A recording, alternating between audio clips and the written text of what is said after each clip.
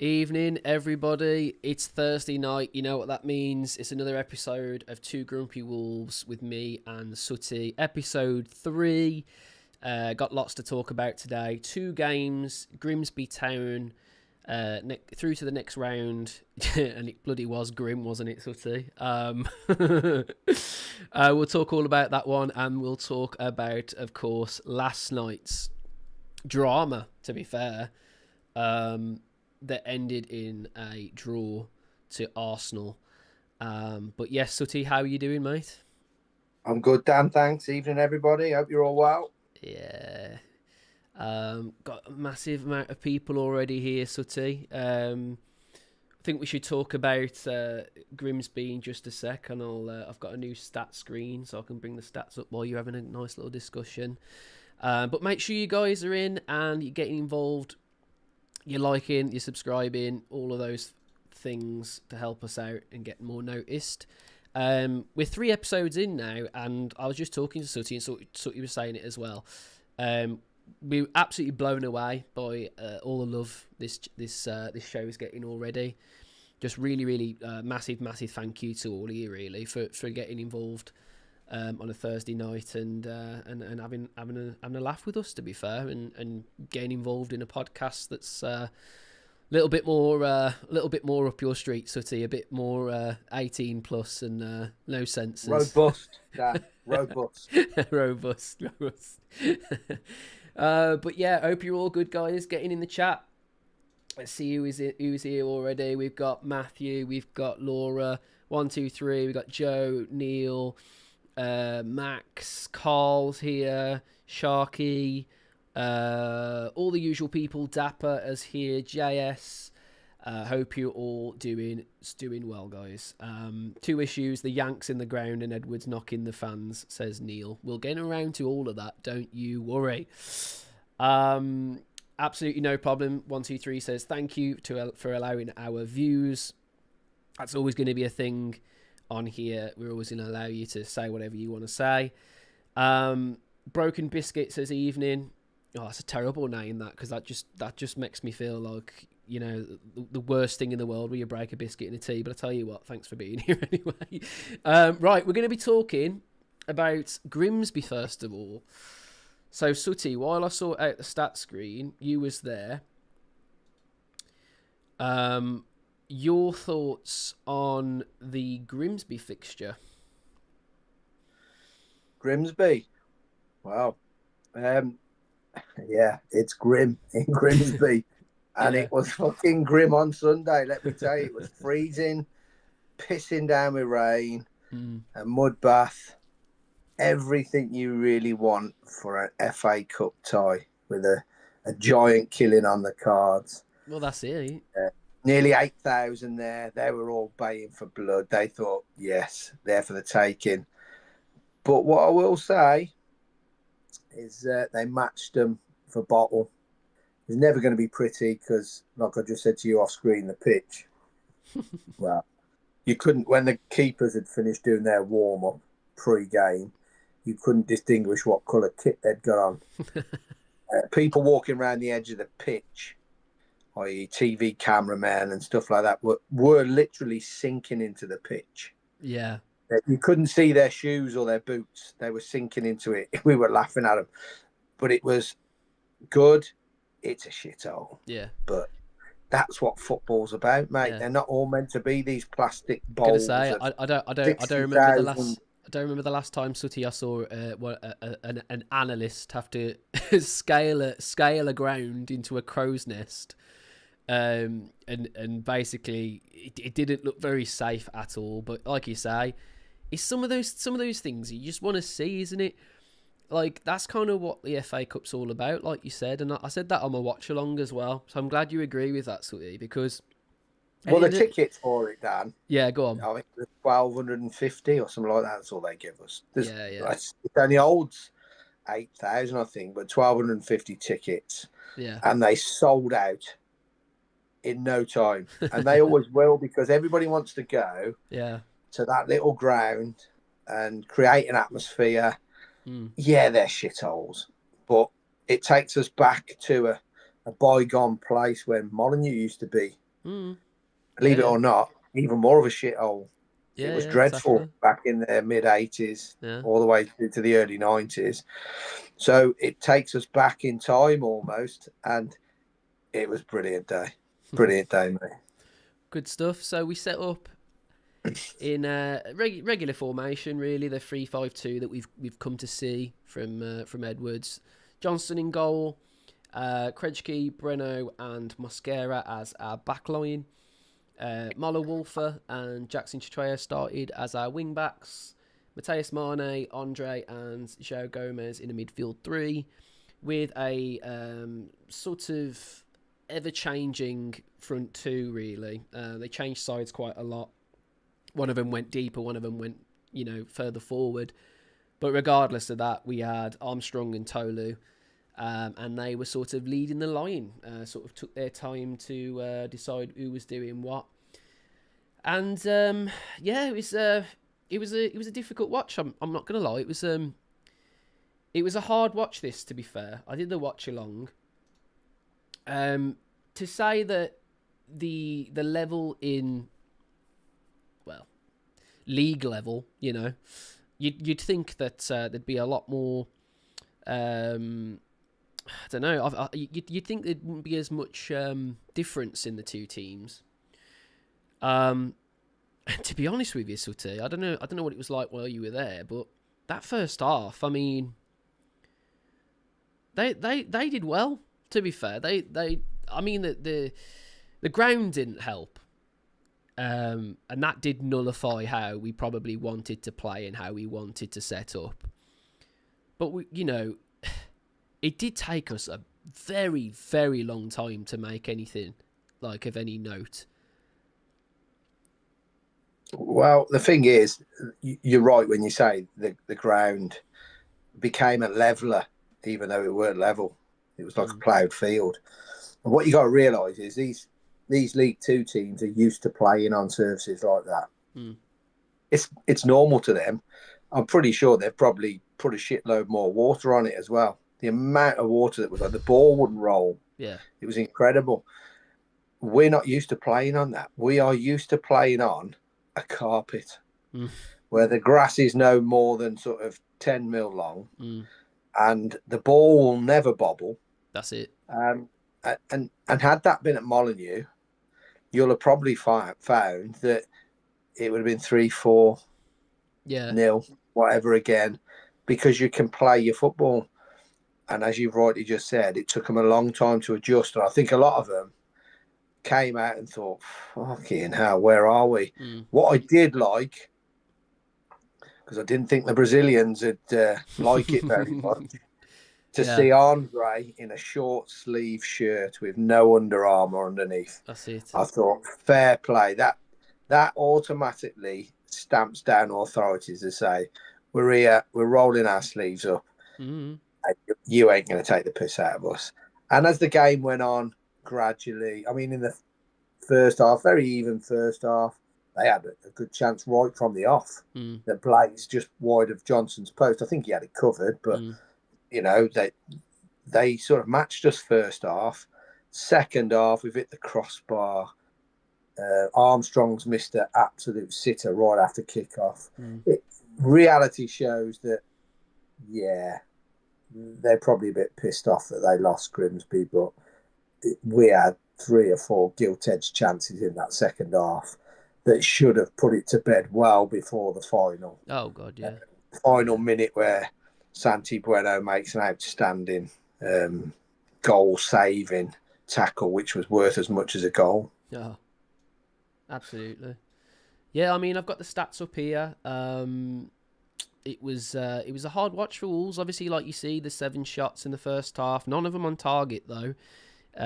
Grimsby with the only big chance, and they did miss that big chance. I don't know what that big chance was, particularly in the first half. To be fair, I think it might have been a free header. I think a free header from a set piece. I think because they had quite a few corners, didn't they? They had 4 corners in the first half, and I think that's where it comes from. Free header in the box, and thankfully they put it wide. The second half though, game started opening up a little bit, and you kind of alluded to a little bit there. To be fair, Sutty, I did think that some of the Wolves players actually started to get used to the conditions a bit more. Started to kind of, I think they just started to sort of get their bearings a little bit, and there was a little bit more quality in the passing, but it still wasn't an easy watch by any chance. But we finally got a shot on target, and that shot on target was a goal. Talk us through that goal from Santi Bueno, mate. Well, it was the opposite end to us. It sort of come out to the edge of the box. It was crossed in, then it come back out again. And I can't remember who put the ball in, to be honest. Now, Joe Gomez. Joe Gomez, yeah. And it's quite clever, really, because he's gone near post. Santi Bueno has. It's a great and it's run. Come at him. Yeah, he's gone near post. And there's no way on earth, really, he should score, but he's sort of guided it in with his knee into the opposite corner, so sort of left-hand bins, and he's strolled away. He's our top scorer, and I think so, yeah. But the bloke was sublime again. I think you can remember on a different channel when I said 2 years ago, Santi Bueno. Yeah. No manager really fancied him unless they had to use him. But he never, ever let us down. And I said 2 years ago on a different channel that if he's got the right pairing next to him in a three, he's a quality player. Yeah. And I think this season, I know it's been a poor season and standards haven't been high, but I bet you he's not dropped below a 7 every game. I mean, I think always he's do material player as well, scores mate. I always do player scores at the end, and I always notice that he's never below a 6. Put it that way. Yeah. Which is good, considering where Wolves find themselves.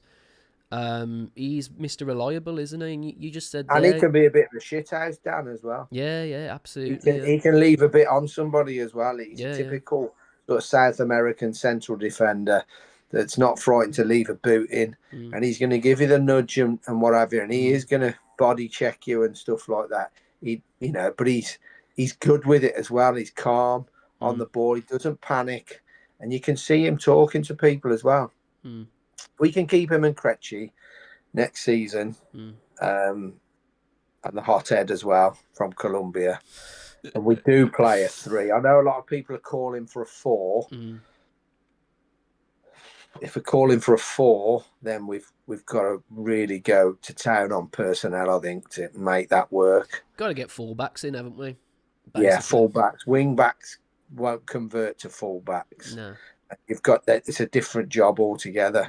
But, going back to Grimsby, we did a job. It weren't pretty, but cup football is about winning that game. However you got to do it, win that game. If Liverpool had won 1-0, nobody has said nothing about it. Yeah. No one. Sharky says there we shoehorned Agber in when he was fit. And he said he's gash. I couldn't agree more. I think we did rely too much on Agber, to be honest. To be honest, fair play to Santi Bueno, because he has been left out, and I don't think I've ever heard him moan or complain or whatever, and he's just got on with his business, and he deserves that shirt now. He absolutely deserves that shirt. He's been really, really reliable for Wolves. I don't think you can drop him, Dan. No, I don't either. No.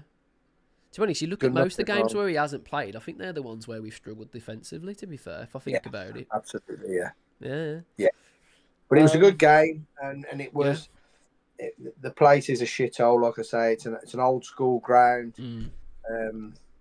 They're generating a lot of noise from time to time, although they rely on a drum, and that does my head in. I can't be doing them fucking drums at a football match. If you've got to have a drum, to me, you're tin pot. Yeah. But they're a little club in Lincolnshire, Well, they're probably the biggest club in Lincolnshire, to be quite honest. Yeah, probably, yeah. That they were up for it. Mm. It was real wintry conditions, freezing cold, pissing down with rain. Like I say, pitch cut up like a ploughed field, everything that an FA Cup should be. And we've prevailed, and you can't knock them, really. No. I won't knock them just for the sake of knocking them. No. When they do good, I'll say they've done good. And when they've done shit, I'll call them out. But they did all right. They did what they had to do. Well, the thing is, mate, we didn't get to penalties because that genuinely could have ended up anywhere, and that would have been embarrassing. But you know what? We were into the next round. So yeah, we'll move on because we've got a lot to do today. I don't want to talk too much about Grimsby because that's kind of been and gone. And a lot happened in this next game at Molineux against Arsenal. Did a watch along for it. I mean, we'll talk about each half as we go. Let's have a look about how we set up. So we set up, Sarr was back in goal. We played like a sort of a 3-4-2-1 formation, Sutty. We did change it about 10 to 15 minutes in. He went back to his 3-5-2, and the Angel Gomez injury was definitely what spurred it on. It was kind of like an injury that kind of helped us, though, in a way. I hope he's all right and everything. Don't get me wrong. But it did kind of help us, to be fair, because it brought on Agberu. He had a lot more to aim at. Mane went into his favoured position, and Bellegarde went in his favoured position. So it kind of it moved everyone around in a justified way, and it's kind of a blessing than a curse, really. I don't really want to say that to someone who's been injured, but in this game, that's kind of what happened. So that's how we lined up. I was fairly happy with how we lined up, to be fair. I thought Bellegarde coming in was probably the best idea to do. Definitely thought he probably should have, well, not now, but at the time, I thought he was probably going to rest Mane, to be fair. But actually, like, he played the whole game, so when I look at it on paper, it's probably the team you'd play, really. I think Jackson Chitreya obviously didn't pull up any trees again, and we looked so much better when Rodrigo Gomez came on. He kind of has to keep that position for me. But yeah, first half, Sutty, let's talk about each half as it happens. So, Wolves kick off. What was your sort of assessment on the first few minutes before Saka scored? Fucking dreadful. Yeah. Dreadful. Absolutely shit. I think he set us up wrong. Just stick to a system that you know is going to work for the rest of the season. Yeah. Stick with the big one up front with the little one next to him. Don't fuck about. Keep ticking, trying to fucking tinkering around with stuff. Just stick to a system. You don't have to rotate players all the time. If they're not fatigued and they're doing all right, fucking stick with them. Stop fanning around. Agreed. Trying to be some master tactician. Gary O'Neill was fucking one for that. And in the end, I think he fucking bamboozled himself. He's such a fucking idiot tactically at times. Yeah, he then you got Angel. Yeah, and then you got Angel Gomez goes off when we're 1-0 down, and it forced him to make the changes. Yeah. Had he not gone off, I think we lose the game. And he's just got lucky. Yeah. I don't think it was a masterstroke. No. I think there's a few times this year, since he's come, he's got lucky with a few selections where people have been injured and that, and he's had to play such and such here and such there. But I don't think he's a great tactician. No, I think he's got an game, I think he's got an handful of darts, and he's threw them at the dartboard and hoped that so many stick. I'm not sure, and I'm wavering off a bit here. It's all right, carry on. I'm not sure, and I've said this on several social media platforms, that he's the right man to lead us next season.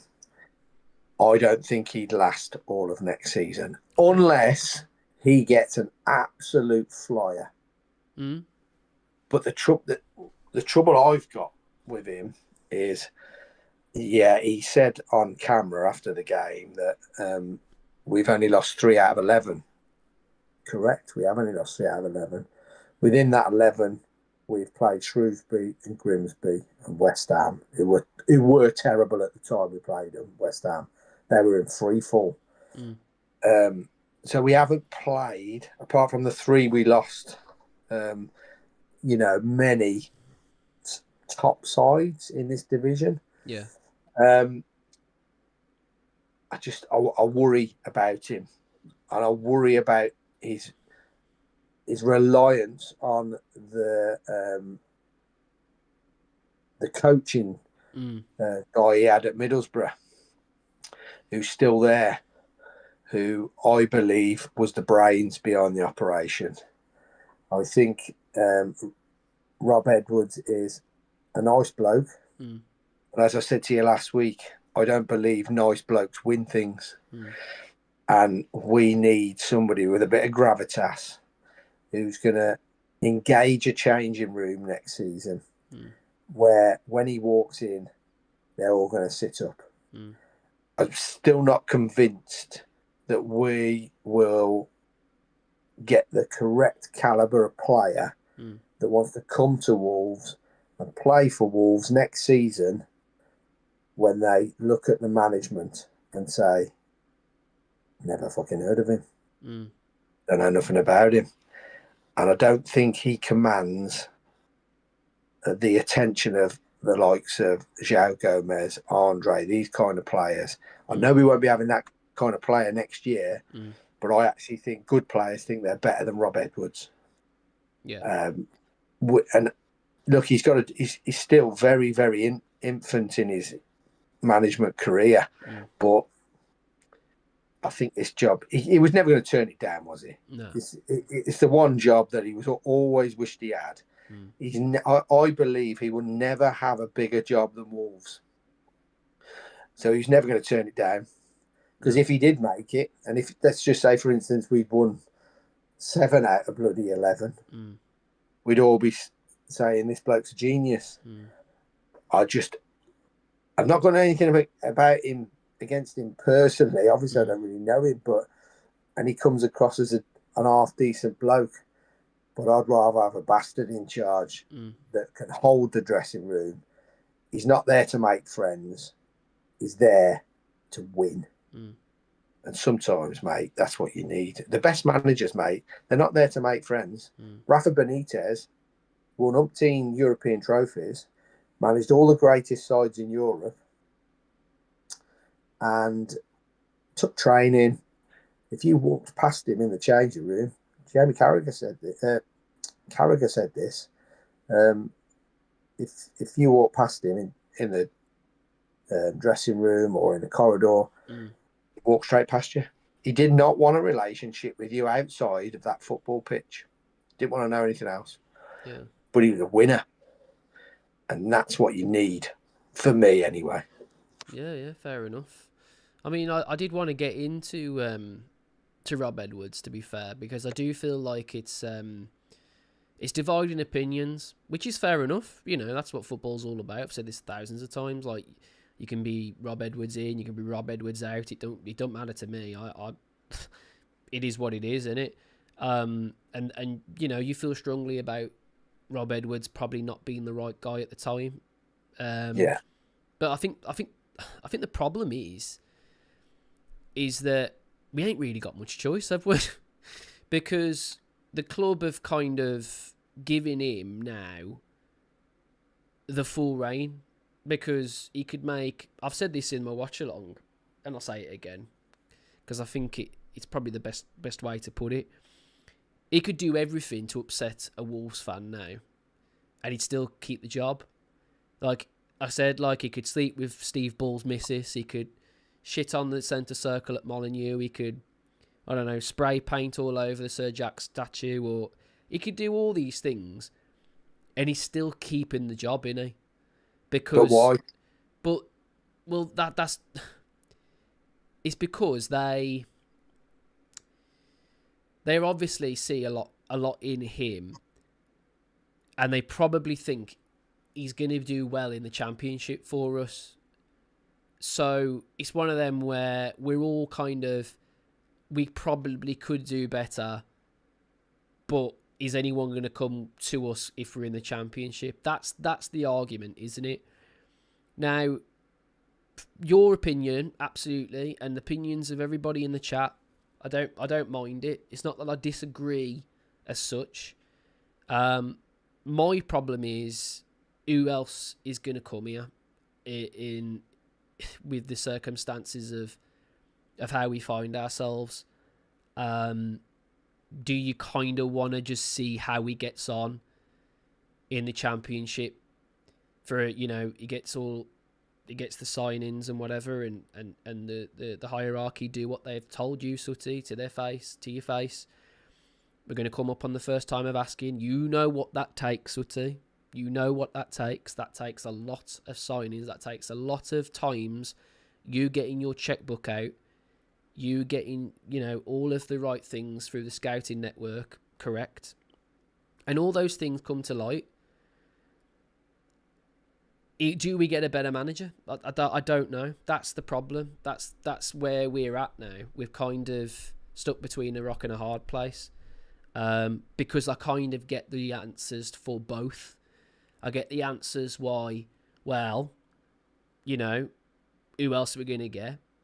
And maybe he'll do well for us in the Championship. And then I absolutely agree with you guys with maybe we do need someone else.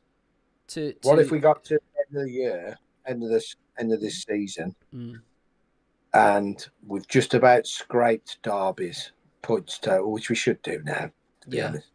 Pass that. Yeah. Is there 11 games left? Yeah. There is, isn't there? Yeah. So there's 11 games left. We need 2 points to get past Derby's. They got 11, didn't they? Yeah. So let's just say I'm giving you a scenario now. We end up on 14 points. We've won 2 games all season. The rest are draws. Okay, 2 wins, 8 draws. Yeah. And you get to May the 23rd. Season's over. World Cup's going to start.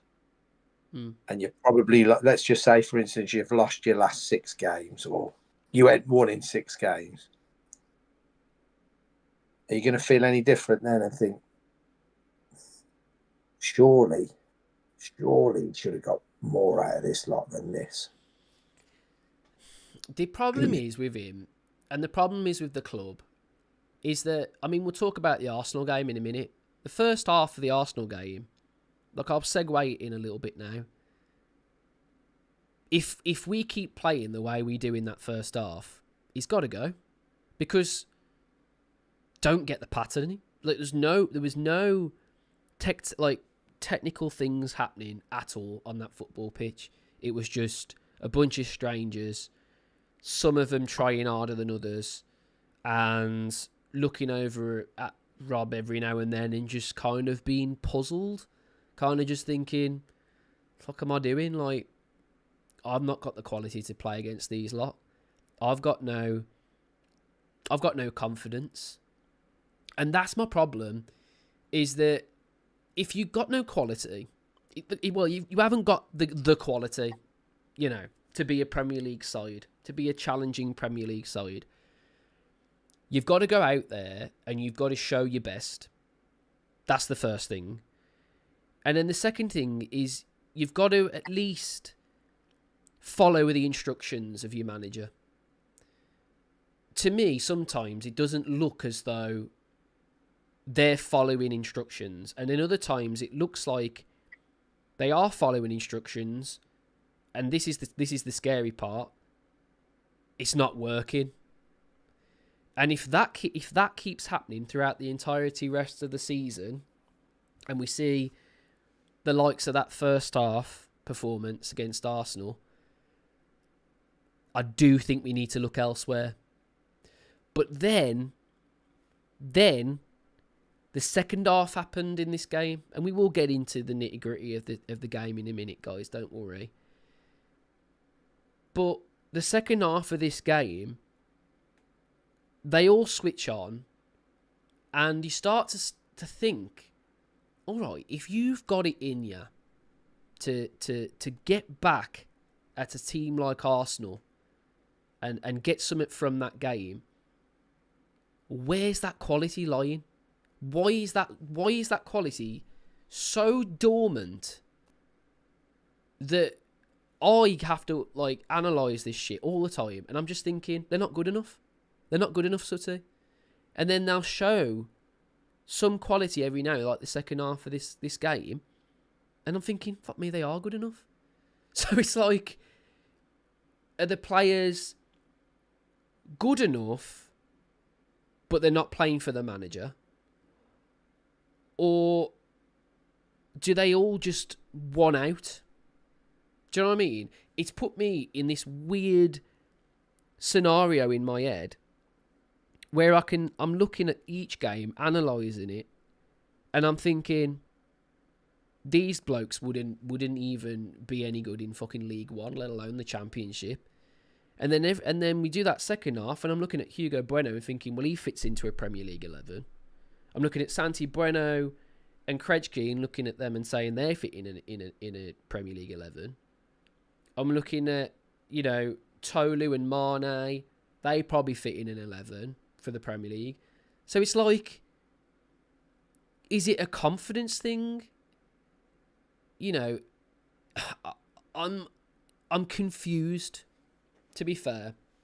It's sporadic though, isn't it, Dan? Because like I said to you last week, good managers get the best out of their staff.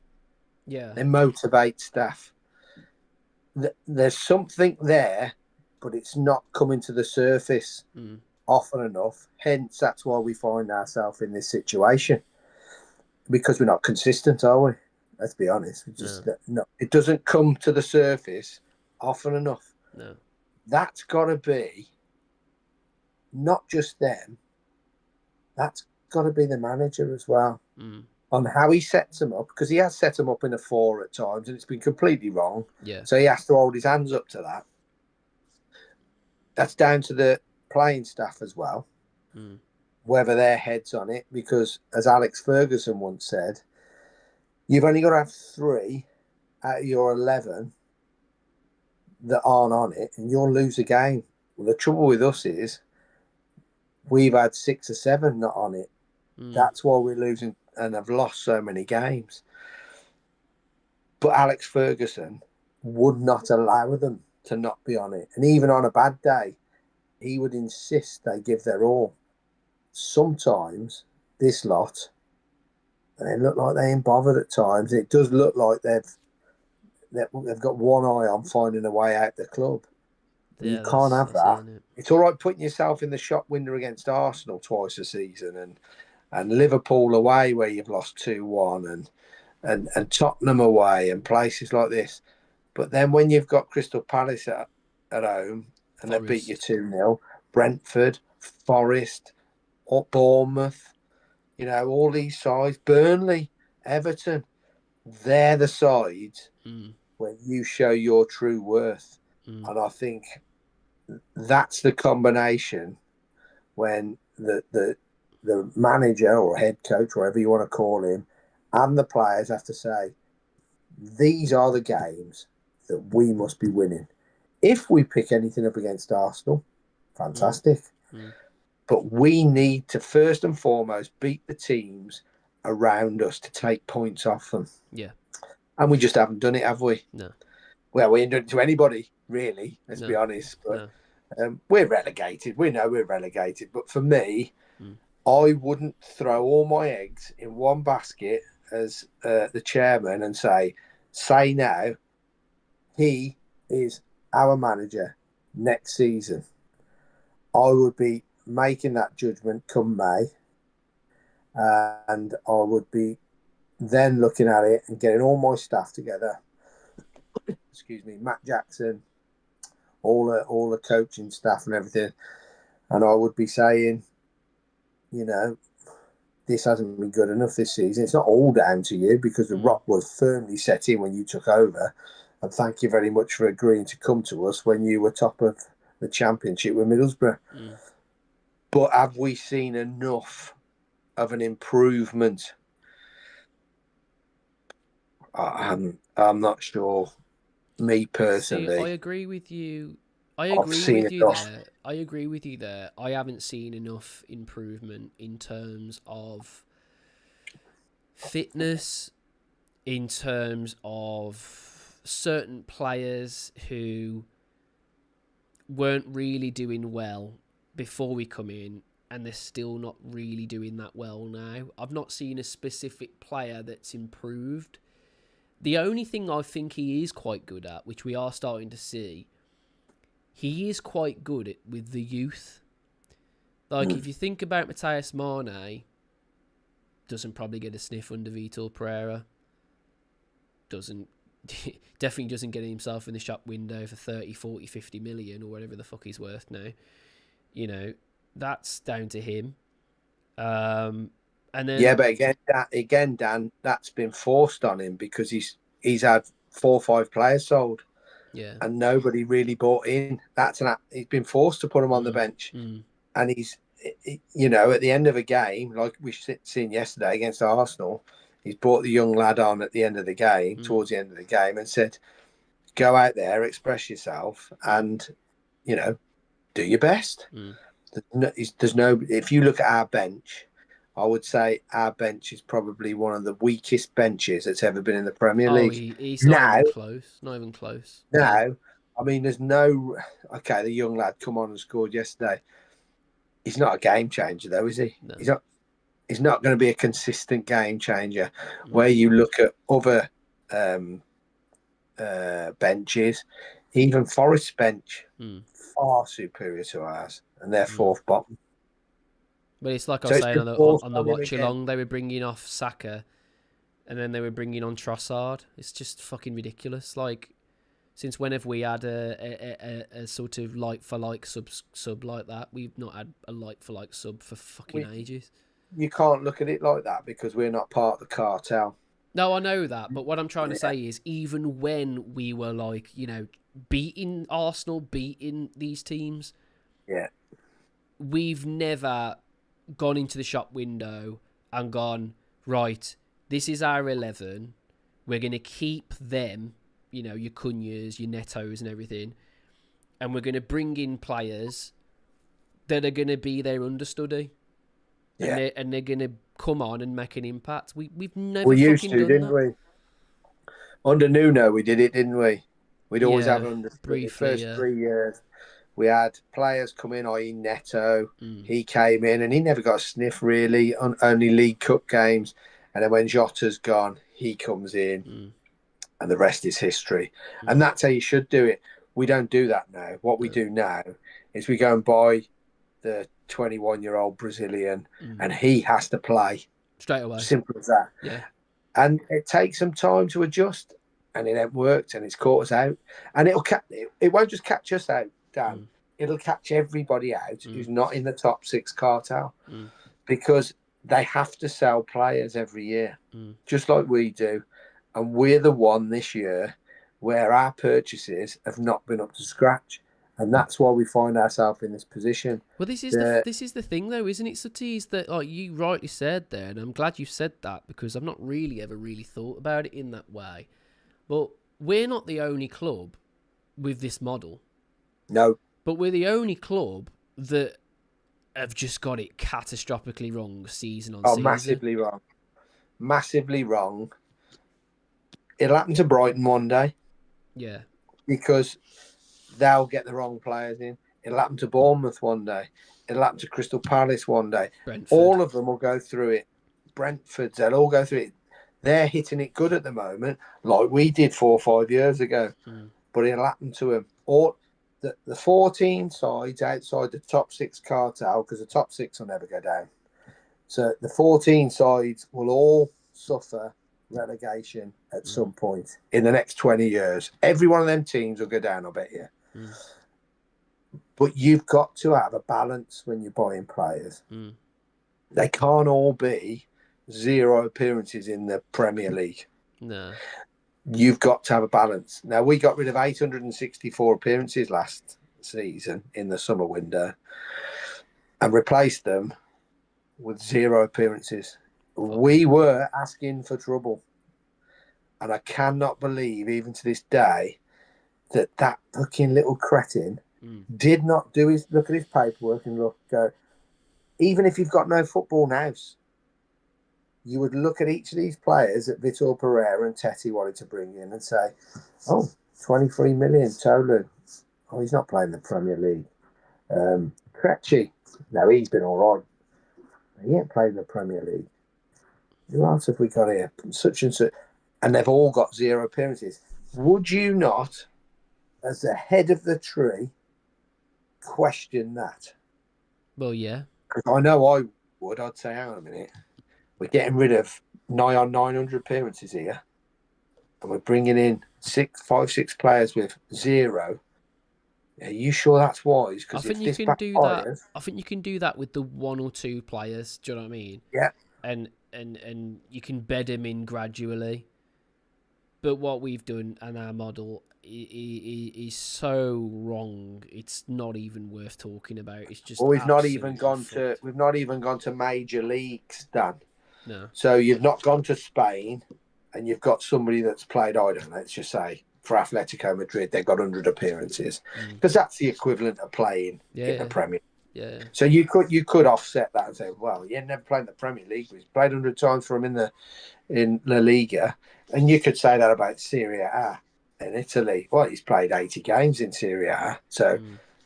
But a lot of these players, mate, have played in nothing leagues. Literally, I mean, what you got to remember is in league rankings. I'm pretty sure I've seen this somewhere. The Belgian league top league is ranked lower than the Championship across Europe. That's So the thing, mate. if you're paying 23 million quid for about somebody who's played in the top flight in Belgium, you're almost looking in League One and paying huge money for a League One player. Now, we wouldn't do that here, would we? But because he's come from abroad, we'll go for it. Yeah. Guys, make sure you like and subscribe to the channel. Welcome, Rebecca. How you doing? Don't worry for being late. It's all right. Max is still here. We've got everyone still here. If you've not talked in the chat before and you think, oh, bloody hell, there's a lot of people there, I don't want to step on too many toes, mate, just fucking get involved, for Christ's sake. Just get involved. You'll have a good time talking with everybody. They're all good people here. Questions we'll have at the end, Rebecca. I'll go through the chat again and we'll go through questions. But we need to go through this game, Sutty. So Saka scores 5 minutes in. Really, really poor defending from Wolves. You've got Declan Rice on the edge of the box and no one's stopping him at source, which is the first problem. The second problem, and the main problem for me in this action, was that we were missing defenders to pluck that ball out the air. For some reason, or I don't know why, Matheus Mane is acting centre-back. And Jose Sarr doesn't even attempt to even get near it. I know it's dipped all of a sudden. It's an awkward ball to deal with. I get that completely. But it's just a catastrophic amount of defensive errors. And we're already 1-0 down. And we've not even began to explore the game. Do you know what I mean? We've not really even gone, oh, is what we're doing working? Is what Arsenal's doing working? Do we have to change? Do we have to this? It was instantaneous. And that can't happen. You can't concede at the very first cross, at the very first chance in the Premier League, especially against the likes of Arsenal, Sutty. How many times have we done that? Conceded. We've had all the play for 6 or 7 minutes, then bang, first attack that we've conceded. You can't do that against Arsenal. No, you're right. As I say, I think he set us up wrong. We couldn't string 2 passes together.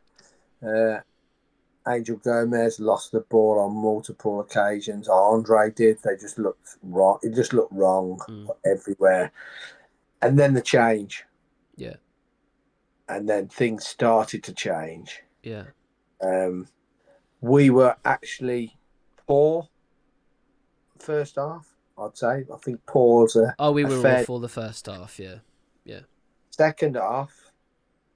I think we were on top when we conceded. Let's talk And about then that second half then. Hang on, let me yeah, get into that second half. So for first half stats, got them on the screen here. 68% possession to Wolves 32.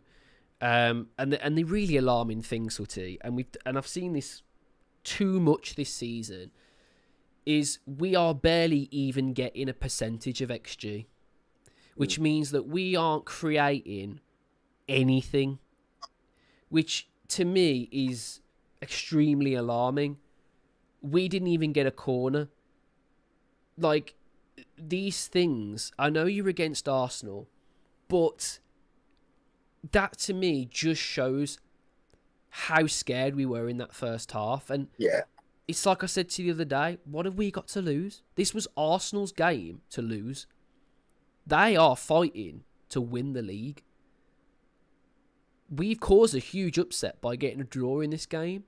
yeah. But it just goes to show, if we'd have pressed them the way we did in that second half, Sutty, that could have been a different half of football.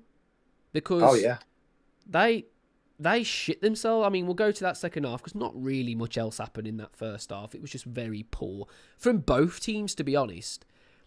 But actually, in the second half, it was interesting. We still haven't made a full percentage of XG in a half of football. But the funny part about it was we didn't really need to, because all of a sudden, Arsenal just said, we'll just let them play. We'll just let them play. Wolves started to grow in confidence a little bit. I think the wing-backs going further up the pitch increased our chances tenfold, by the way. yeah. You can't play wing-backs and let them sit next to your defenders and just expect to let them We're bomb going to forward. lose. You'll lose if you do that. So, the second half, all of a sudden, oh my God, what's going on here? Hugo Bueno's over the halfway line. Our line in general then has to go up. Then you got Santi, Mosquera, and Krejci. They're all camping on the in the centre circle. All of a sudden, then it's on Arsenal. It's on Arsenal to find that next gear. And to me, they were very naive, Sutty, because to me, it never really seemed as though Arsenal went, fuck me, we got to go to an extra gear here.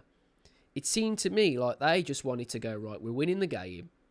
Let's not get any injuries. We've got bigger games coming up. Let's just go home and just it'd be all right with this. Yeah. Like 1-0, 2-0, whatever it is, what it is. And it fucking beats him in the arse. I mean, Sharky is saying karma. Mate, honestly, their front three, if I was an Arsenal fan, I would be fucking fuming, by the way. Gyökeres, fuck me. He looks like a completely different player to who I wanted when Wolves was looking for him. Martinelli didn't look interested. Saka went off. Madueke was crap. Madueke was fucking awful. I watched one of their fan reactions outside Molyneux. I can't think of his name now. I love the family. I know exactly who you're One talking with a about. cap. Yes. One with a cap. Yeah. He is brilliant. I'm hoping he's watching this. Yeah, you, yeah. sir, are a legend. He went through them like a dose of salt. Funny as anything. Yeah. Absolutely rinsed them. Yeah. And if anybody hasn't watched it, watch it. It's brilliant. It's an Arsenal fan TV, that is. It's yeah. It's And it weren't. He was so angry at what had happened, and he did actually. He said, although Wolves was bottom of the league, worst team in the league, because statistically we are the worst team in the league. There's no doubt denying that. No. He said they didn't put fucking 7 players behind the ball and just sit there. He said they fucking come for us. He says, and they fucking done us in the second half. He said, and they fucking deserve a point. He said, and fair fucking play to him. He's having a right rant. But that's what we got nothing to lose. This is what I'm saying. Just go out and have a fucking go. Yeah. It doesn't matter. You're not a tactical genius, Rob Edwards. No, I do feel like he just said in the second half, just go out there and do your thing. yourself. Yeah. Close them down. Football's quite a simple game, Dan. If you work hard and you win your personal battle, and you've got 11 people that win their personal battles, you'll win. Mm. Simple. Mm. But the trouble is, you've got some lazy arse players as well who are looking across the touchline to somebody that, I'm going back to it again, I believe that they don't believe in. And tactically, as I say, I don't think he's up to it. But yesterday, the second half worked, and it was a good watch.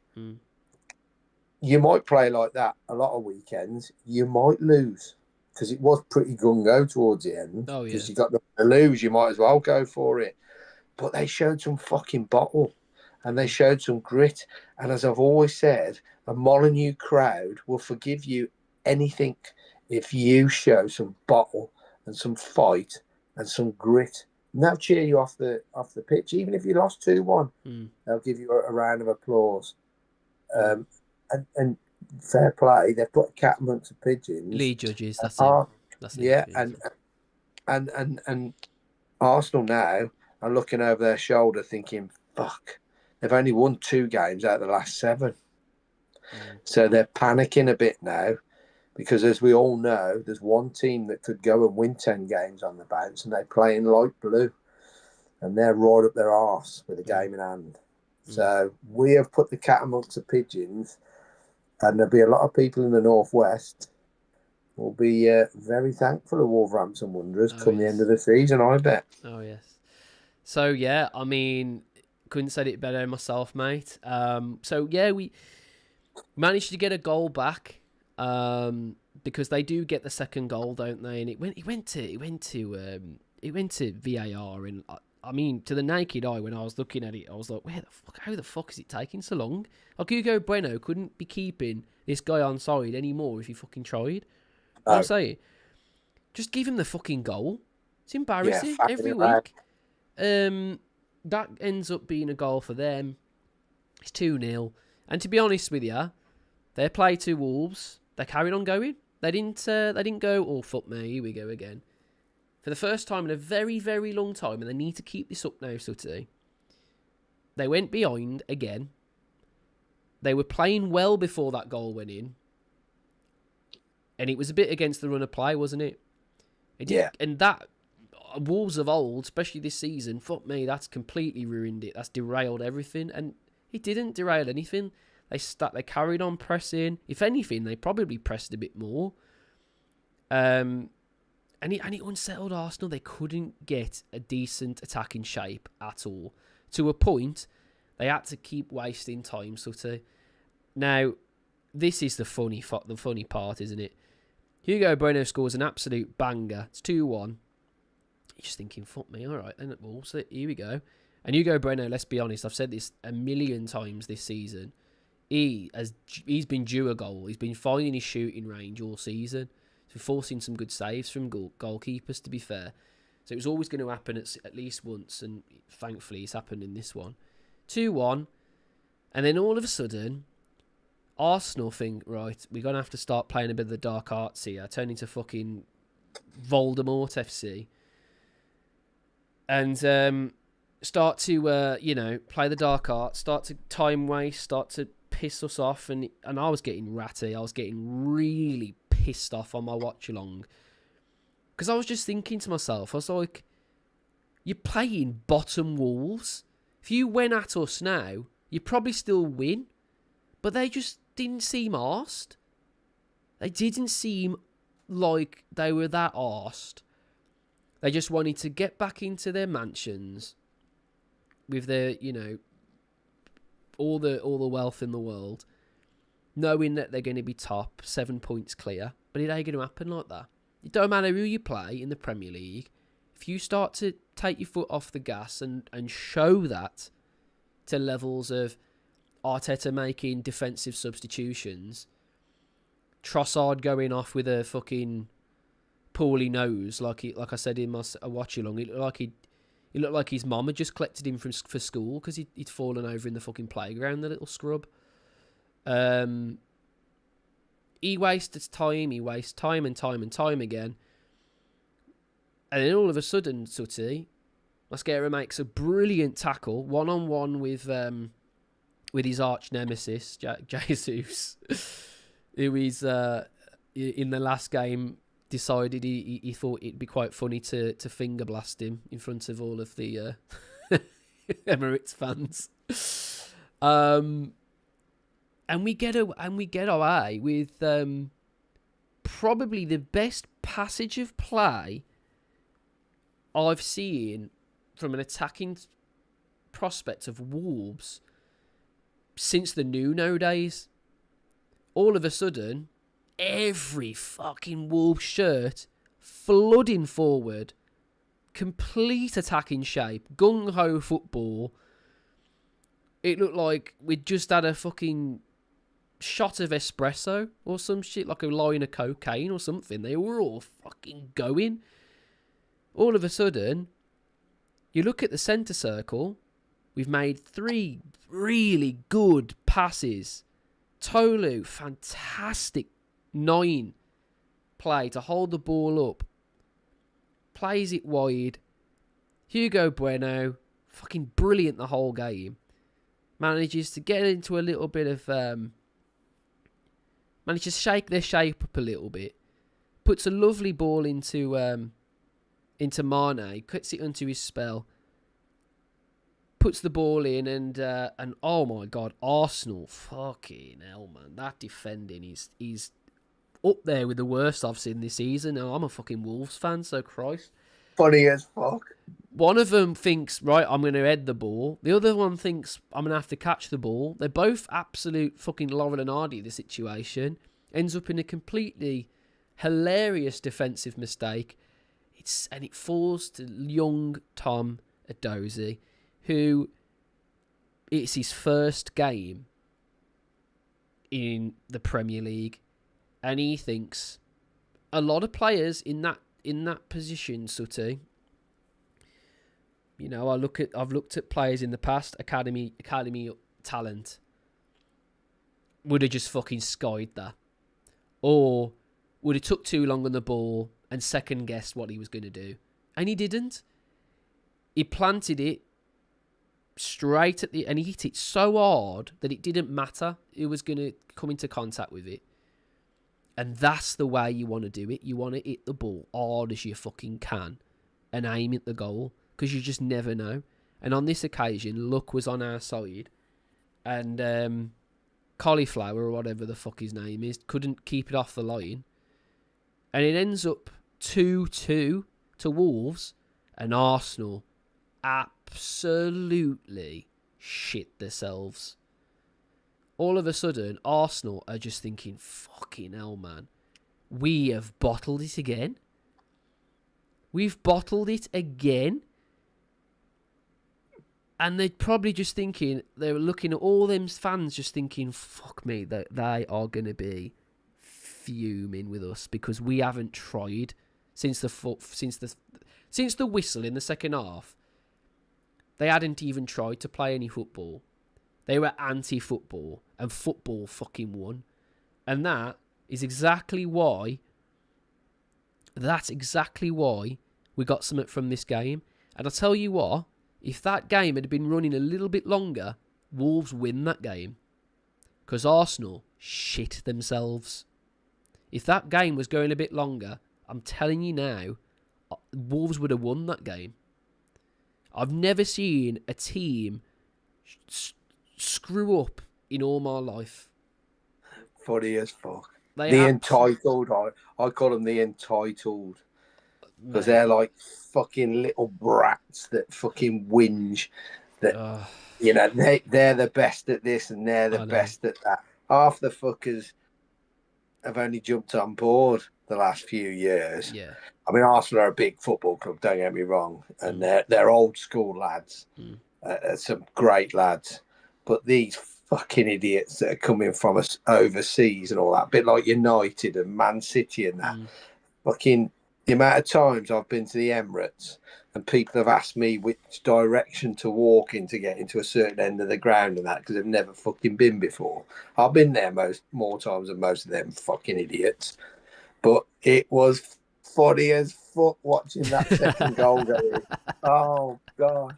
They're all sat there with their heads in their hands like this and their heads on top of their hands and then the South Bank starts singing second again, Ole Oh, Ole. mate. Fucking Brilliant. hell. Brilliant. Absolutely brilliant. So it was the perfect night and ended with a little scuffle at the end as well. Yeah. Fucking fantastic. That's what you want. Yeah. The bottom clubs put one, I mean, one, but we've put one over and put a right spanner right in their works. Mate. And he's going to be taking pelters for a long time. If they don't win the league this year, With how much money they've spent and the players that they've got through that could be the Arteta. end of their golden generation. Oh, yes.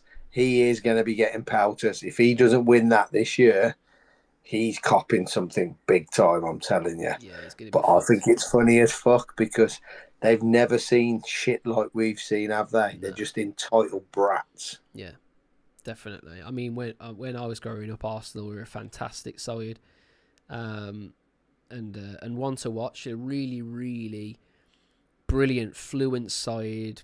You know, one-touch football, beautiful, beautiful football. But last night, mate, that were Arsenal, mate. That was just fucking bunch of bastard cowards, mate. They were cowards. I suppose we can all go back to a time where we had great sides. We do it. Yeah, you of know. course, of course. I mean, the Arsenal side of Henry, Pires, Lundberg, Sol Campbell, Vieira. all of these players, Vieira in the middle of the park, Parler, all of these players. Ashley Cole. You know, yeah, just fucking brilliant side, mate. And look, we all hark back to good times. This side wouldn't lace that side's boots. No. Not a fucking chance. No. But funny as anything watching it at the end. Oh, yeah. Listen, let's talk about these bunch of plebs. Not us. Another bunch of plebs. Stable Ronaldo, I think his name was. And Marlon, I think the other guy's name was. Bunch of Yanks. And I don't mind saying it. Two grumpy wolves. Couldn't give a fuck. Uncensored. I couldn't give a shit. Probably got into football watching the likes of Ronaldo. Hence his fucking name. Doesn't even fucking know what football is. Calls it fucking soccer, I bet. They both play FIFA. And they don't even fucking play FIFA. They open fucking packs of cards. Which is fucking lame. And then they come to Molineux. And Josh, who's in charge of quite a few things of our club. Uncensored, couldn't give a fuck. Josh, who's in charge of quite a few things of our club, decides a bunch of YouTubers here. They want to see a game of football. There's only one game of football tonight. Come to Molineux. That's fine. You know what I mean? I wouldn't have even minded Sutty if they kept him in the box and they could have their Arsenal shirts on. Because no one would have fucking gave a shit. It's happened before. But for some reason, they think we're going to give them a load of Sudo merch. We're going to absolutely don them in Wolves gear that they can take away with them. We're going to feed them. We're going to give them the life of luxury. And we're going to just give them the box in the fucking, with a decent roof over the top of it, in a canopy, so they weren't going to get touched with the rain. And all of a sudden, they're streaming online, which I don't have a problem with. Absolutely not. Even if you're an Arsenal fan, it is what it is. But just have a bit of fucking class, lads. Have a bit of fucking class with you. Because not only do they have Arsenal strips underneath, start to actually show their Arsenal strip underneath their wall strip after after they score, they start giving it large to the Billy Wright faithful underneath them. And I was fucking fuming. Fucking fuming. Because we've struggled all season, we have. All season. And to invite two lads like that, see what they do in the first half, and allow them to sit there in the second is fucking ridiculous. I know that they're banned now. And fucking rightly so, they should have been. They should have been banned straight away. As soon as anyone does anything that fucking ridiculous and insults paying customers, because that's what we are. We're paying money to watch something. And a bunch of two dickheads from the States decide that they're going to be funny and try and rage bait and all this shit. You picked the wrong club, lads. You've picked the wrong fucking club to do that to. Because we're too faithful to this club. You could have done that anywhere else, and I guarantee you, no one would have give a fucking shit. Do that at Spurs, no one would have cared. Because it's just a bunch of plastic nobodies at these grounds. You've antagonised people. This club is everything to them. And that really, I don't know about you, Sutty, it really fucking pissed me off. Now, I'll let you have your say in a minute, Sutty. I really want to get all this off my chest, mate. After that, they got their comeuppance because obviously we scored the equaliser, and then it looked a bit more of like a banterish situation after that. And then obviously they shit themselves. They didn't want to go out because they got told, you know, they're going to get their fucking heads kicked in. This should not happen. This should not happen. You cannot, when people are stood in fucking rain, Max, in a temporary stadium, freezing their bollocks off, paying 30 to 40 to 50 fucking pound, and you're giving a bunch of fucking, let's be honest, fairly wealthy, two wealthy kids, free tickets, free merch, free food, after last season of pricing out pensioners. You ought to be fucking ashamed of yourself.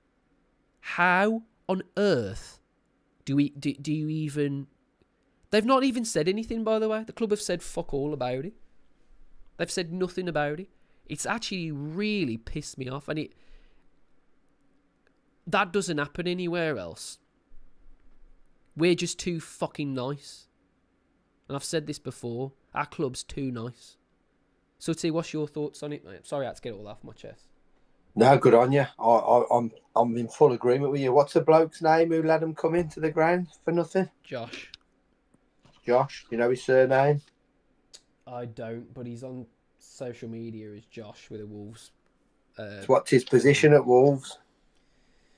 Well, I think he's like a photographer, like a videographer. So he's part of the media team then, really. Yeah. I think Max probably was part of it as well. Max Fitzgerald was probably part of it as well. Well, both of them, and I sat in front of Max Fitzgerald 3 weeks ago tonight. Both of them should be sacked. You've got 800 people when it's full sitting that fucking on that scaffolding, when it's pissing down with rain, like you said, with ponchos on. Why on earth is it good enough for two Yanks to come over here and get a box, food, and merchandise given to them when them poor bastards sitting pissing down a rain, getting soaked at a Premier League football club? You tell me, and I hope the media team are watching this, because if you are, and this is aimed at you as well, Max Fitzgerald, because I've sat opposite you, 3 weeks ago. And if you've got anything to do with this, I'm going to go for you. I'm going to call for your head in public because that's fucking out of order. I don't want to go into a box. I've never wanted to go into a box. Josh Powers But has golf.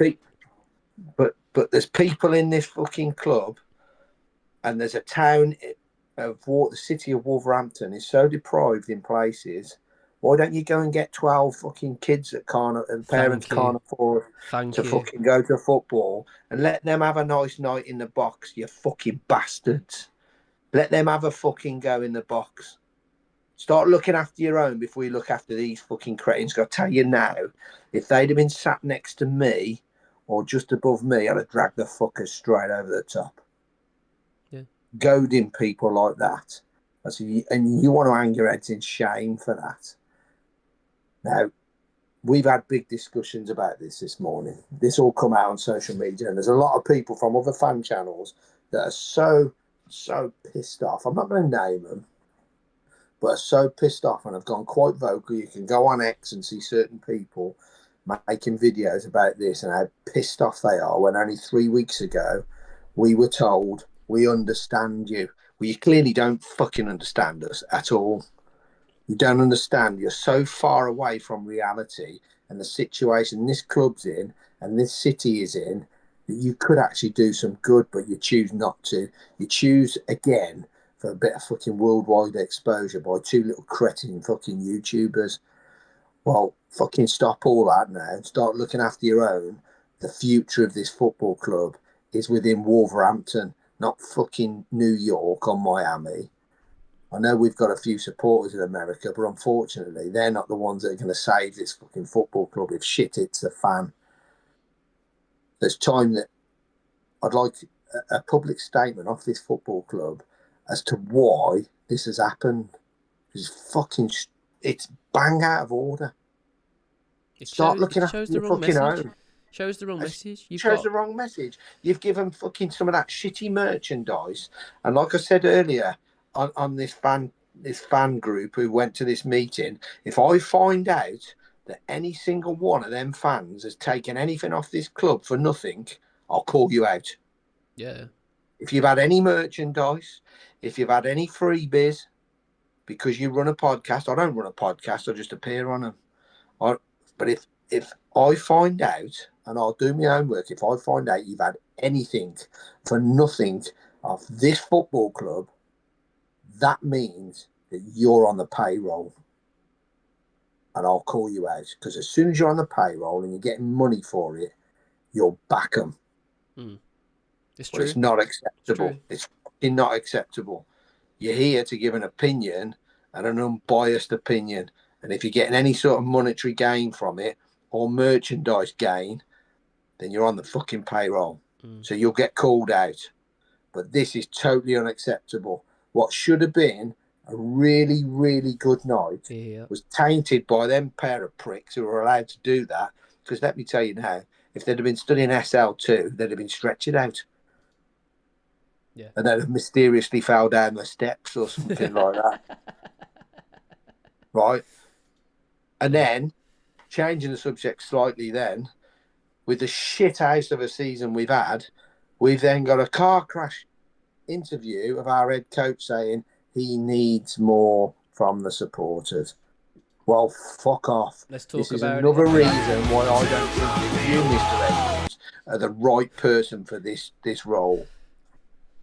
Let's talk about it. Sorry, I've played that fucking intro, then it made me proper jump. Let's talk about it. Let's talk about that now. So, people, it's kind of an undecided debate, this as well. He's come out and said he wants more from the fans. Right? But the problem is, mate, you have to show something. If you go to anywhere that's an entertainment business, because that's what it is, Sutty, it's entertainment. And if you're not fucking showing any entertainment, it don't matter what sport it is, it don't matter if it's a fucking movie, it don't matter anything. If it's shit, You're gonna get a shit reception. You're gonna get a shit review. You're gonna get all these things, aren't you? I teach for a living. I teach music to kids, right? And I've got paying customers, and they're all the parents of these kids. I'm gonna give you an analogy here, right? If all of a sudden I started dropping the ball, and all the kids that I teach, all of a sudden they were just fucking terrible, right? Couldn't fucking play an instrument in time or whatever, right? And then a parent comes up to me and says, what the fuck's going on here? And then I turn around to them and go, well, he needs to act like he wants to do it. Do you know what I mean? No, because that's condescending. And that's what it was for me, hearing that. It's a condescending statement. You've got to show it first. Show it first. And then the Wolves fans will fucking make some noise. Our away ends are completely sold out every fucking time. We've not won away all season. Not one fucking time. Yet we sell it out every fucking time. Right? This pissed me off. And it's not pissed some people off quite as much. But I've had time to sort of think about it. And put myself in the shoes of someone who needs to show day in, day out something in order to get the right reception, the right response. Right? Sutty, you're a carpenter, aren't you? Right? If all of a sudden, the shit that you're doing wasn't up to standard, right? And then whoever's in charge of the building site or whoever, I'm not really sure how it all runs, but whoever's in charge comes up to you and goes, what the fuck's this? And you go, well, the people, like the lads around, you know what I mean, they weren't really asked. Do you know what I mean? That's a condescending answer, and that's what I'm trying to say. You're not you're not answering the question, and there shouldn't really be. That question shouldn't even be out there. Why? Well, you need to start why aren't the fans making more noise? Is the question he's basically asking. It's a bit of a stretch to say it's a question, but that's essentially what he's doing. He's asking us a question. And the answer to me, show something then. Why should we give any morsel of a fuck towards your football team where we've won one game all season? It's midweek. You should just be thinking, you know what? Fair fucks for how many people have kept their season tickets. Fair fucks to the people that still sell out the away ends. Don't give us a condescending answer, because it's going to rub us up wrong. And I know quite a few people on social media have gone, I don't know what everyone's getting pissed off about. But you need to see it from this perspective of you. If you were in the shoes of that person, would you say that? Would you make that make that remark if you were sat there and you were in front of cameras, knowing that the fans who have just been sitting in the fucking rain, cold, sleet, fucking snow? Nah, you don't make those responses, mate. You you never ever question the fans. You never question the fans. Sutty. Paul Merson summed it up on the after show with Connor Cody when they watched his interview, and he just went, "You don't do that. You got to keep that in house. Even if you're thinking it, you don't call your own supporter today. You might as well have the groundsman might have walked over to him and said, here's a shovel. Keep digging your own fucking grave here, because when things are shit, you've got to remember that people are still going when it's so shit, and you're calling them out. Are you fucking stupid? Because you need these on board. As soon as you start calling out, I mean, like you've just said, we got on average, most clubs will give us 3,000 away tickets, bar a couple, Bournemouth, Brentford. You get about 3,000. Never fails to sell out. Never fails. And we ain't seen an away win, I think, since last April. We're into nearly a calendar year where we've not seen an away win, and it still sells out. Now, they're your diehards. Whether you like it or not, I know you get some people saying, we're all good supporters and that. Yep, I get it.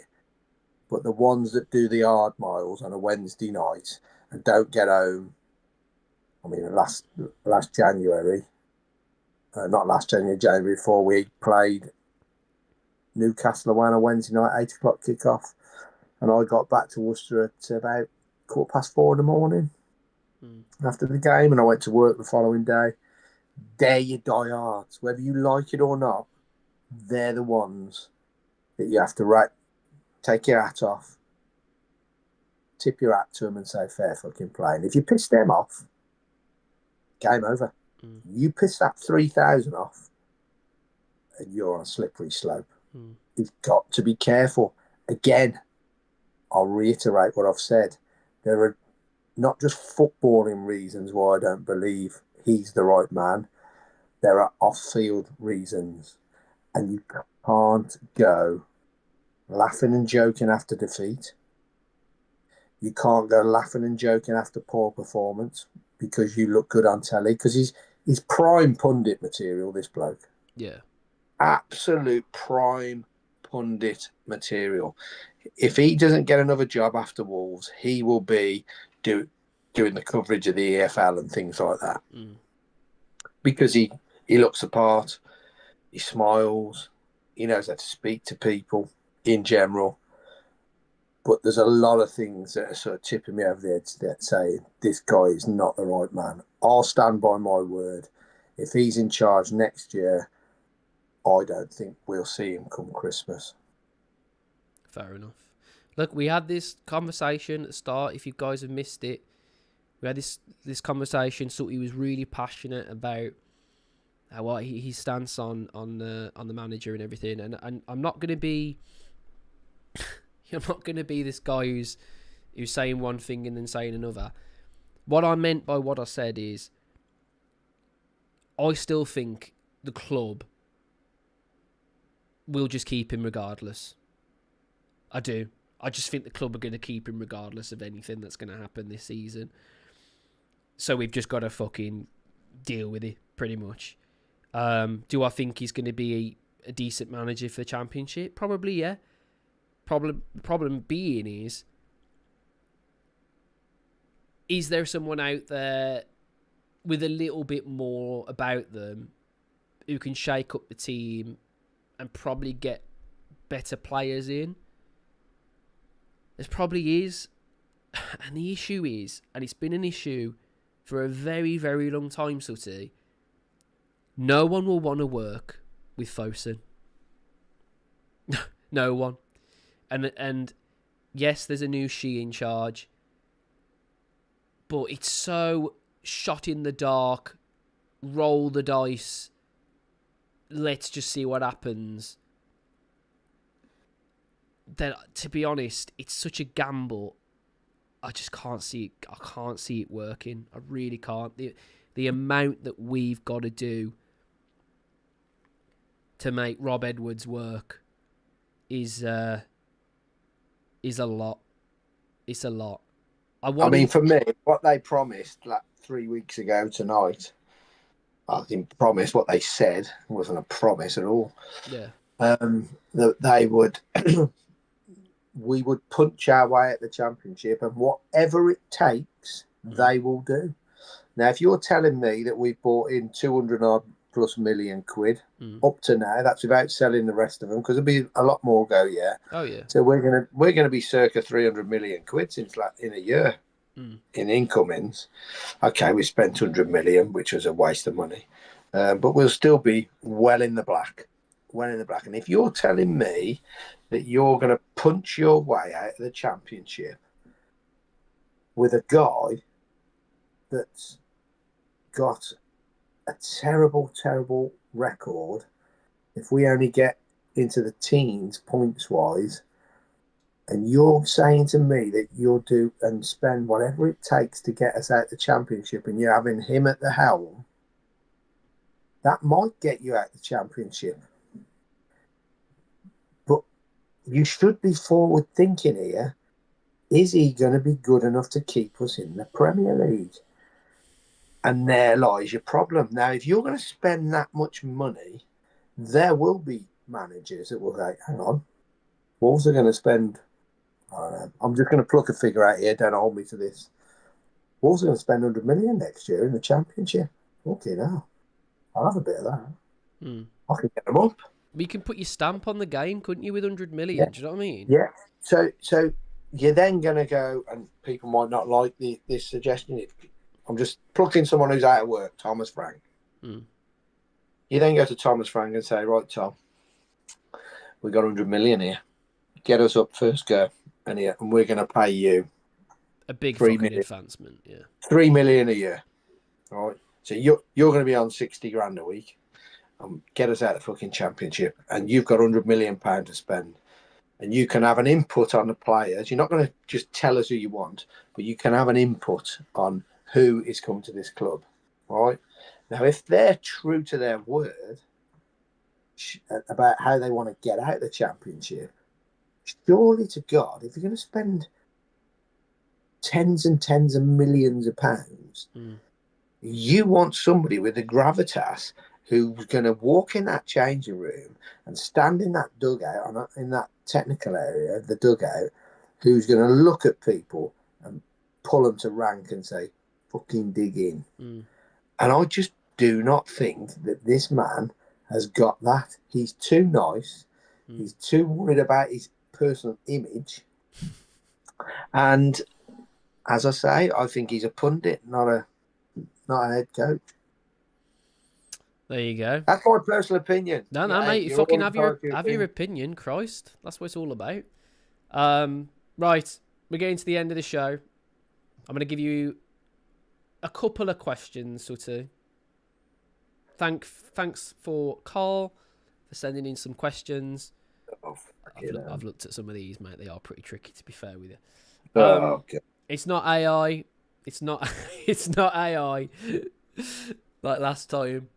So we've gone back to the drawing board with a score. So Sutty, you are with no points at the moment. Bit like Wolves. Well, they got 10. Yeah, well, they got 10 now. But yeah, let's challenge Sutty. All right. Sutty. Let's cheer everyone up a little bit now. A few questions from Carl. Thank you, Carl, for the questions. Question number 1. And all the difficulties, by the way, like last time, easy ones at first, hard ones later. These are all just whatever, so don't worry. These are all going to be like someone off University Challenge. Don't worry if you don't get any right. It's fine. It is what it is. It's a bit of fun. During which season span? Hang on. During which 5 season span?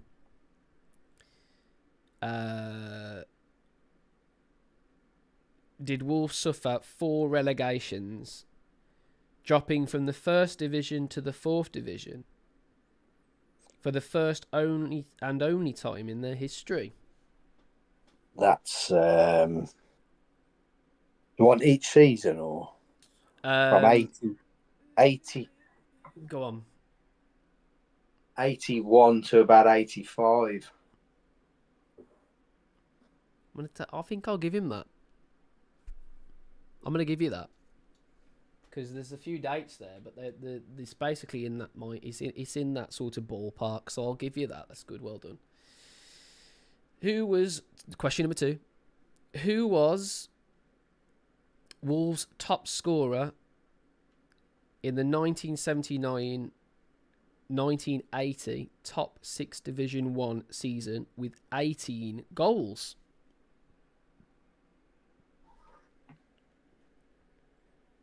It can only be one or two.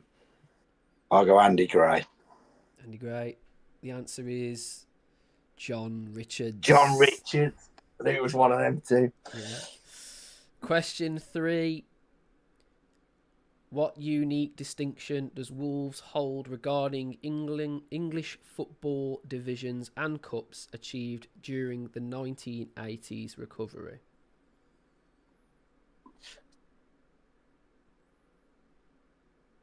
Do you want me to repeat the question? Yeah. What unique distinction does Wolves hold regarding English football divisions and cups achieved during the late 1980s recovery? We've won every league. So go on a little bit more than that. We've won every league and we won every domestic cup.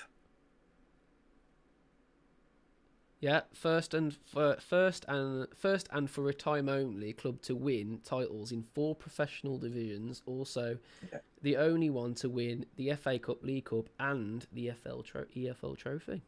There you go. Lovely stuff. It's 3 right, isn't it? Got one wrong. That's perfect.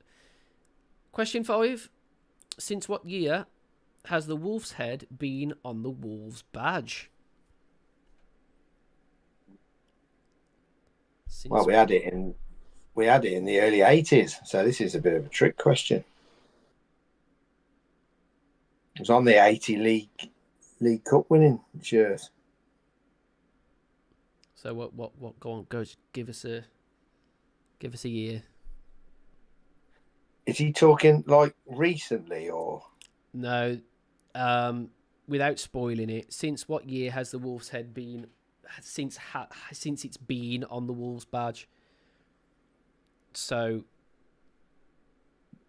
well, I think the changing from the old one to the new one-ish one. First year was I think 78, 79. 78, 79. It is 1979. I will give you that as a point. Well done, mate. How many more questions? 3 more questions. 1, 2, 3, 4 more questions. Which fan zone paid tribute? Which fan zone paid tribute to the 2017 Molyneux designer? Which fanzine? Which fanzine paid tribute in 2017 to Molyneux designer? There you go. Fuck knows. A load of bull. I wouldn't have known that either. That's a tricky one. Yeah. 7. Wolverhampton Wanderers' first league game was against which team? First league game. I should know this. Max is doing well in the chat. Weren't the Villa, was it? It was the Villa. Well done, Sutty. You're getting a lot more than I'll get, mate. Oh, this is a really difficult question. Fucking hell.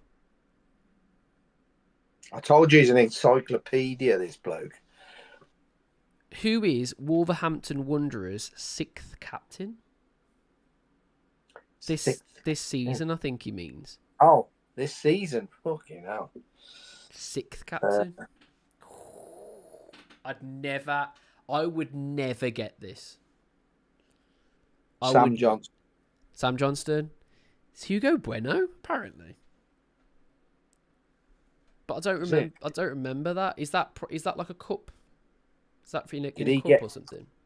Did he get it yet last night then? Maybe he did. I didn't see that last night. I know Sam Johnson was given when Andre went off against Grimsby, he gave the armband to Sam Johnson. Yeah. And the last question: which country has a Scandinavian fan base for Wolverhampton Wanderers due to 1970s television? Oh, I'll go Norway. It is Sweden. Again, a question I would never even get either. Well done, mate. These questions are brilliant. I got loads more where they come from. Fantastic. Obviously, a lot of them Good goal. are very, very difficult. But you've I done should have really got well. John.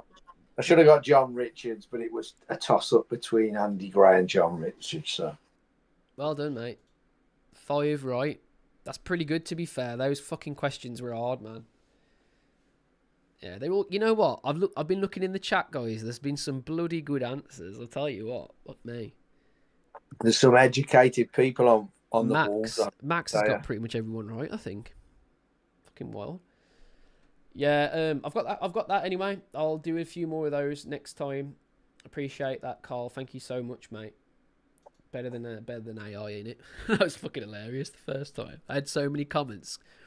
Nah, it's not that. It's this. It's that. It's I was like, fuck. Why have I done that? Anyway, the next Wolverhampton Wanderers fixture is Crystal Palace away. Sutty. Your thoughts on that, and then we'll wrap it up. You know what's going to happen here, don't you? Strand Larson. Ooh, that's what's going to happen. You just know what's going to happen. Well, play like you did second half against Arsenal and think, fuck it, we'll just go for it. Yeah. You got a chance.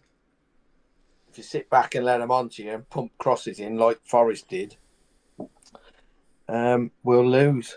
I'll go 1-1. 1-1. Yeah. I'm going to actually go for a Wolves win. That wouldn't surprise me at all. Got a feeling, you know. No, Palace are doing fairly well in terms of where they were at. I can see us winning it. I don't know what it is. I look at that guy. I look at the team, and I look at the performance we just did.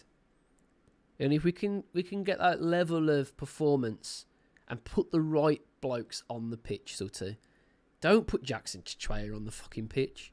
Play Rodrigo Gomez from the off. Get a willing runner. Either side. Hugo Bueno. You don't know where that game's going to go, to be fair. No.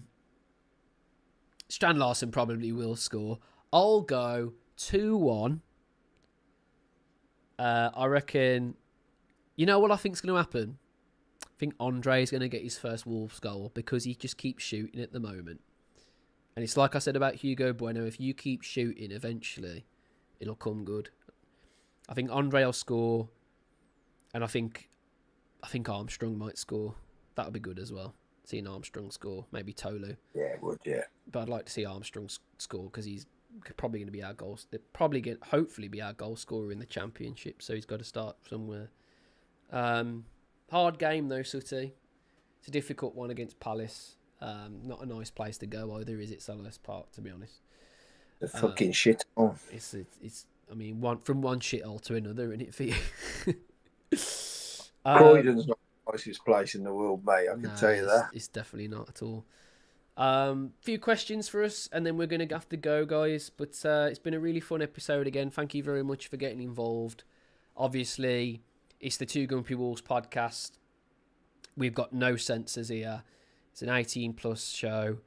We're going to say exactly how we feel, and we don't really give a fuck what anybody else thinks in the meanwhile, really. And that's what it's all about. That's why we love it here. And 3 episodes in, going strong. Really, really love it so far. I'm just going to go through, see if there's any questions that stick out straight away. Perhaps there's something we've missed. But yeah, so are you going to the Palace game then? It made my mind up yet, mate. It's one of them where it's just a ball ache. It'd have been a Saturday, I'd have gone. That's on a Sunday, yeah. It's a fucker, innit? Let's keep having a look. Yeah, get your questions in, guys. We are really starting to wrap up now. What you think about the scheduling for the Liverpool games? Says Carl. I don't mind the Friday night, to be honest, for the FA Cup game. It's at home, innit? So they'll have enough cameras. Yeah. That's good. Yeah. And screens to replay stuff on. This is it. I saw something the other day on X, and it was like the worst decision you've ever seen since VAR came around and like new officiating. That for me is up there, and probably Lemina's yellow card when he ran up to the ref and just randomly got a yellow for no reason. But yeah, that fucking, we don't have enough screens when it's a fucking multi-million pound fucking stadium. It was an absolute joke. How many players from the squad would you keep? I think we had this question last time. Has that changed for you, Sutty? Is there anybody that you really like need to stay? Like mainstays, they have to fucking stay no matter what. Santi Bueno. Yeah, I thought you might say Santi Bueno. Krejci. I think Mosquera will be all right in there. I know he's a bit of an hothead, but I think he'll be all right in the Championship. Probably just the kind of player you want. Yeah, I was gonna say you want just a good. You just want a good spine, don't you? Really, I think if we get a good spine for the Championship, that'll help a lot. Tommy Doyle back. Yeah. Don't worry, Max. It's all right. Obviously Armstrong's going to be there. Will Tolu stay? Because I think he could be a right handful in the Championship, to be honest. Rodrigo Gomez, I think he'll stay. I ain't so sure about Hugo Bueno. I think he could look to get out because he's played Champions League football. I think he'll. And I think they'd cash in on him, to be honest, if they. I think so as well. But it's going to be a busy summer for Wolves because there's going to be a lot of big international players that will go. Last question, Sharky. What do you think of Bellegarde's performance? Thought he distributed well.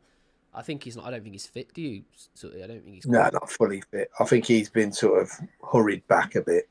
But then again, I think he'd be a good player in the Championship. Yeah, reminds me of like Cavallero, like that sort of player who's probably too good for the Championship, but probably not. Or the Premier League. There we go. That is all we've got time for, guys. Thank you very much for joining us. Make sure you're liking, subscribing on YouTube. If you're watching us on X, give us a follow. If you're watching us on Facebook, like and follow. If you're watching us on Instagram, I think we're on Instagram. I don't even fucking know. Follow us on there as well. But yeah, it's been great talking to you as well, Sutty. Lots of hot topics tonight to talk about. It's a pretty good show. I really enjoyed it.